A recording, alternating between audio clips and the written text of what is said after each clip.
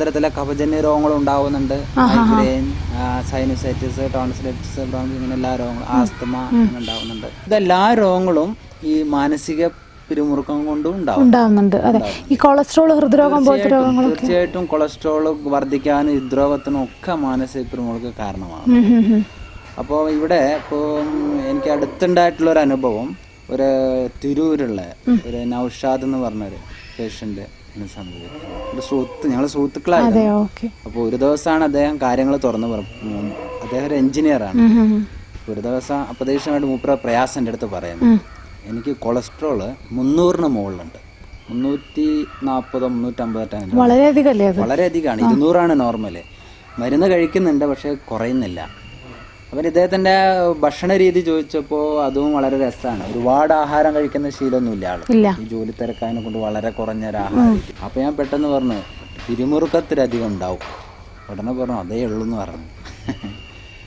അപ്പോൾ പിന്നെ ഞങ്ങൾക്ക് എന്താ അതിനൊരു പരിഹാരം മാർഗം എന്ന് ചോദിച്ചപ്പോൾ ഞാൻ പറഞ്ഞു, അപ്പോൾ അതിന് ഒരു സ്ട്രെസ് കുറയ്ക്കാൻ നമുക്ക് എളുപ്പം കഴിയുന്ന ഇപ്പോൾ യോഗയാണ്. കുറച്ച് ഭക്ഷണങ്ങളൊക്കെ ക്രമീകരിച്ച് യോഗയിലേക്ക് വരും. അപ്പോൾ യോഗ ചെയ്ത് കഴിഞ്ഞാൽ നമുക്ക് കുറേ മാറ്റങ്ങളുണ്ട്.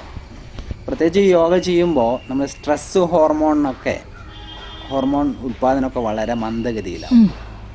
അപ്പോൾ അങ്ങനെ മന്ദഗതിയിലാകുമ്പോൾ ഈ സ്ട്രെസ് ആ തരത്തിൽ വരുന്ന എല്ലാ രോഗങ്ങളും കുറയാൻ സഹായിക്കും.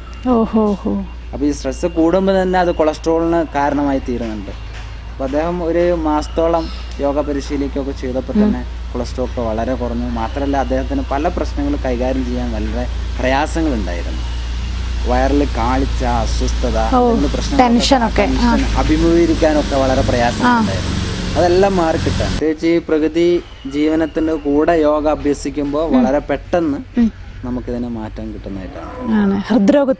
ഹൃദ്രോഗത്തിനും അങ്ങനെ തന്നെ. ഹൃദ്രോഗത്തിനും യോഗ നമ്മളിതിൽ വളരെയധികം ആഡ് ചെയ്യുന്നുണ്ട്. ഈ യോഗയിലെ ഈ ശവാസനം അല്ലെങ്കിൽ റിലാക്സേഷൻ ടെക്നിക്കൊക്കെ വളരെ എഫക്റ്റീവാണ്. ശരി, ഈ ഭക്ഷണ ക്രമീകരണത്തോടുകൂടി യോഗയും ശ്വസനക്രിയകളൊക്കെ ഹൃദ്രോഗികൾക്ക് എല്ലാ ആസനങ്ങളും ചെയ്യാൻ പാടില്ല.